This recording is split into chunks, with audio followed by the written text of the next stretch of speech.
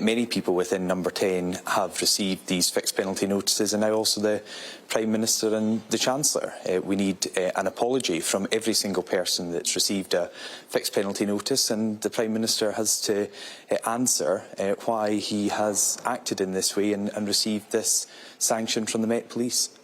You call them concerns. From what I've been reading online and from people I've spoken to in the weeks and months we've been covering this Partygate scandal, is anger. People couldn't be with their loved ones when they died. They weren't allowed to go to funerals. They weren't allowed to meet up with people and were living on their own for months. The Prime Minister had a birthday party. Yes, and that's exactly what I said in response to your opening remarks there. There was, at the time this first came to light at the tail end of last year and early on this year, anger, fury, and that is still there now in very high levels, and I fully understand, accept and share all of that. Calls for him to resign. Not only has he been found to break the law, but in subsequent speeches to Parliament and talking to the public via media outlets like Sky News, he repeatedly denied rules were broken. And, your viewers will know I previously called for the Prime Minister to step down. It was at the time when we found out that these birthday parties had happened, and that came to light. But since then, we have seen something that I never thought I would see in my lifetime, another war in Europe between Russia and Ukraine, that illegal and unjust invasion, and innocent people being targeted by Russian troops and murdered.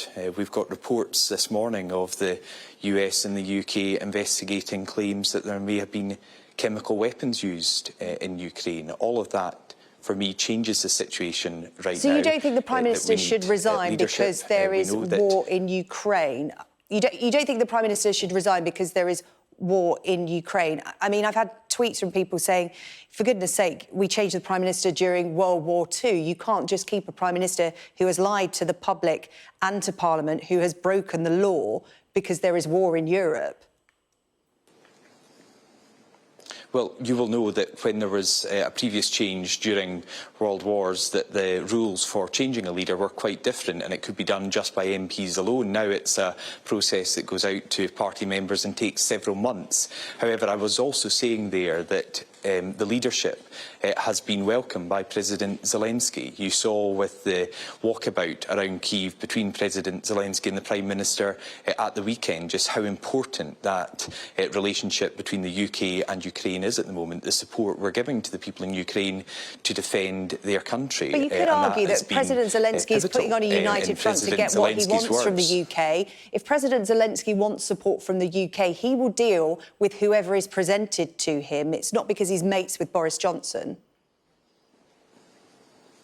Well, it's nothing about being mates. He has seen that the Prime Minister and the UK government have delivered where other governments in other parts of Europe and across the world have not. He has, President Zelensky, singled out the Prime Minister for the support he has received from the UK, be it in military assistance, be it in sanctions that have been imposed, and the support that we are providing to the people of Ukraine to defend their freedoms and their country.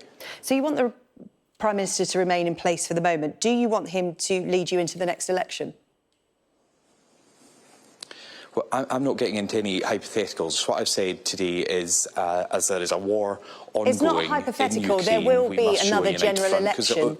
There will be another general election at some point. We don't know when. Do you want Boris Johnson to lead the Conservatives in that?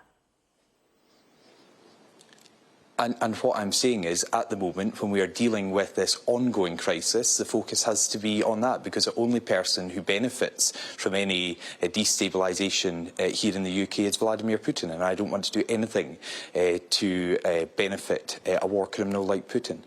So you're not committed to Boris Johnson leading the Conservatives into the next general election? It's quite a simple question.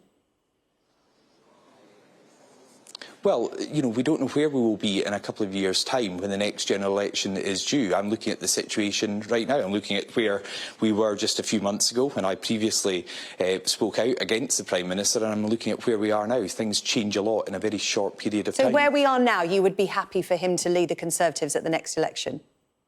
based on what's happening now? He's been found to what break I'm saying the is law. where we are now is what is happening at the moment is there is a war in Europe where we need to have all our support united behind the people of Ukraine. OK, but I would just like a clear answer. As we stand now, there is a war in Europe. The Prime Minister has broken the law and is being punished as such, the first sitting Prime Minister to be punished for breaking the law. You would be happy for him to lead the Conservatives to the next general election? I'm saying it's right that he remains in post while this war is ongoing, and we need to provide support to President Zelensky and the people of Ukraine, support that has been welcomed by the President and people in Ukraine and people from Ukraine. OK, does the Chancellor have your backing?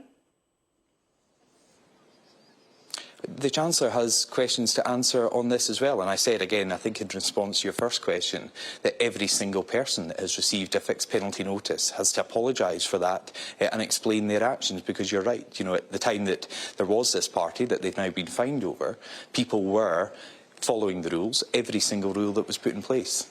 OK, Douglas Ross, thank you very much indeed, leader of the Scottish Conservatives. His reaction there to the breaking news today about the Prime Minister and the Chancellor being fined for breaching COVID regulations.